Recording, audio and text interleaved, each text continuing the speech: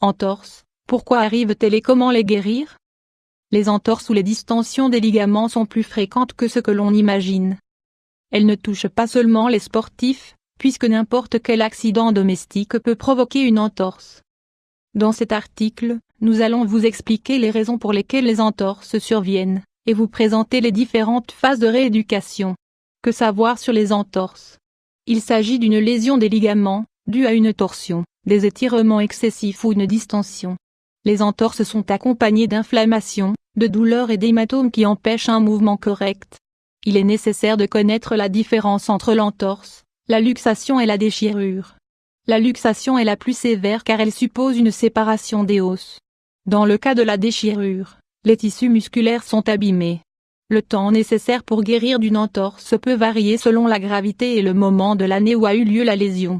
Les endroits les plus fréquents sont les suivants: les chevilles, les coudes, les poignets, les pouces, le cou, les genoux, les épaules. Selon l'activité réalisée, on peut souffrir d'une entorse à un endroit déterminé, même si dans presque tous les cas, sauf les sportifs, elle est due à un mauvais mouvement ou à un accident domestique. Voir aussi, comment préparer de l'alcool de romarin et de châtaignier d'Inde pour traiter les douleurs musculaires et articulaires. Entorse de cheville 500 x 331. Il existe 3 degrés d'entorse. Premier degré, c'est une distension partielle, qui n'inclut pas de rupture des ligaments et qui peut arriver à la suite de mouvements légers. La guérison est totale et il n'y a pas de séquelles. Second degré, les ligaments se rompent partiellement ou totalement, les mouvements sont anormaux et la douleur est très intense. La guérison est totale si la personne se repose suffisamment. Il est possible de souffrir de séquelles légères. Troisième degré, la rupture des ligaments est totale et il y a un déchirement osseux. Il est nécessaire de subir une opération chirurgicale pour réparer les dommages. Il y a quasiment toujours des séquelles plus ou moins graves, rigidité, fragilité et douleur, par exemple. Le traitement et les phases de rééducation des entorses. Douleur pied 500 x 332. Le traitement et la rééducation sont nécessaires pour les degrés 1 et 2, car dans le cas du degré 3, une attention médicale immédiate est indispensable. Lorsqu'une articulation subit une entorse, il faut s'asseoir immédiatement sur une chaise ou sur un canapé. Le repos est très important, et toujours avec les jambes surélevées pour que l'œdème se draine et que la zone ne s'enflamme pas. D'autre part, il est recommandé d'appliquer du froid dessus, car cela diminue le gonflement et la douleur. De plus, le froid favorise le processus de guérison. Mettez quelques glaçons dans un linge propre et sec, et appliquez-le sur la zone affectée jusqu'à ce qu'il fonde. Répétez l'opération toutes les 3 heures pendant les 3 premiers jours. Selon le degré de l'entorse, l'immobilisation de l'extrémité peut être nécessaire.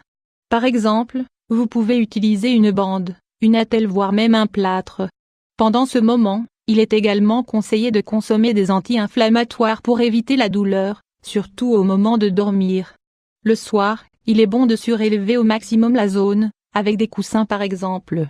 Les phases de rééducation des entorses pour les degrés 1 et 2 sont les suivantes. Phase 1, première 72 heures. Il est important de se mettre au repos absolu avec les jambes surélevées, l'application de glaçons et une bande pour soutenir la zone. Phase 2, entre le 4e et le 7e jour, le repos est relatif et, si c'est nécessaire, vous pouvez utiliser des béquilles pour vous aider à marcher. Il est important de ne pas forcer sur l'articulation en essayant de faire une activité ou un mouvement. Beaucoup de gens utilisent un bandage élastique que l'on trouve en pharmacie.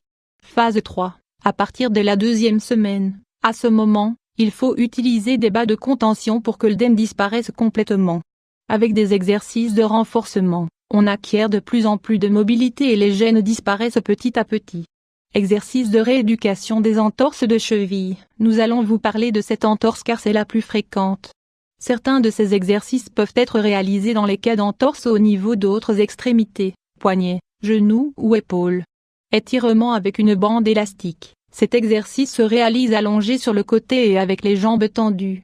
Mettez une bande élastique entre vos chevilles et tirez le plus possible celle qui se trouve en haut, celle qui est abîmée. Il est également possible de faire cet exercice debout ou assis, selon les capacités de chacun. La mobilité articulaire. Une fois que l'inflammation a disparu et que la douleur n'est plus aussi importante, il faut bouger l'articulation dans toutes les directions. Un bon exercice consiste à faire des formes en l'air pour bien renforcer la zone. Les flexions. Allongé sur un sol plat avec les pieds posés sur le sol, levez la cheville plusieurs fois. C'est très utile car cela permet de remarcher à nouveau normalement. Les exercices avec une balle. Vous pouvez utiliser une balle spéciale ou une balle de tennis. Debout, posez-la sur la plante du pied et exercez une pression pour le faire bouger d'un côté à l'autre. Vous pouvez également le faire assis. Les mouvements doivent toujours être circulaires. Les étirements. Mettez-vous debout avec les jambes collées. Baissez le dos en essayant de toucher vos pieds et vos talons. Écartez un peu les jambes, à la largeur des épaules, et faites la même chose. Répétez en écartant de plus en plus les jambes.